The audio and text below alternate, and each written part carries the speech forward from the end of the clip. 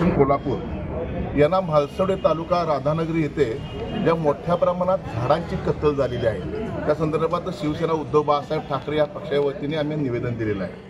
त्यांना आम्ही इशारा दिलाय की त्यांच्या म्हणण्याप्रमाणे 300 ते 400 झाडांची परवानगी घेतली होती, पण आमचा आरोप आहे तिथं साधारण 900 झाडं तोडलेली आहेत आणि चांगल्या किमतीची ती तोडता कामा नाहीत, तोडू नये असा एक कायदा असताना सुद्धा संबंधित ठेकेदारी झाडं तोडलेली आहेत। ती झाडं तोडताना त्यांच्या गुन्हा दाखल करणं गरजेचं होतं, त्याची मशिनरी जप्त करणं गरजेचं होतं। व तिथले काही त्यांचे अधिकारी तिथले कर्मचारी आणि ठेकेदार संघटनांमुळे अक्षरशः जंगलाची कत्तल केलेली आहे। एकीकडे तुम्ही सांगताय लहान मुलांना शाळेतनं बोर्ड देताय झाडे लावा, झाडे जगवा, पर्यावरण जगवा।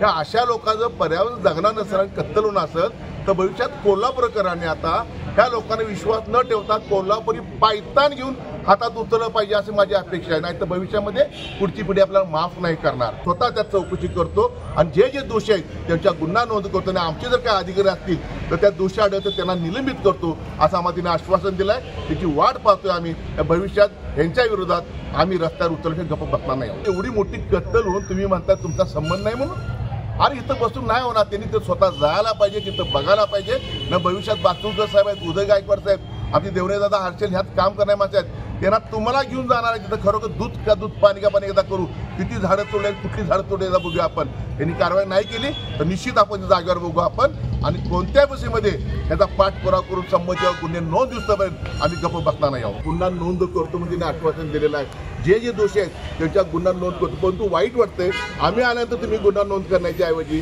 स्वतः तुम्ही गुन्हा नोंद केला तर त्यात सक्षमता तुमची दिसली असती असं मला वाटतंय। तरी पण त्यांच्यावर आम्ही अपेक्षा ठेवतो की गुरुप्रसाद साहेब त्यांच्यावर कारवाई करतील।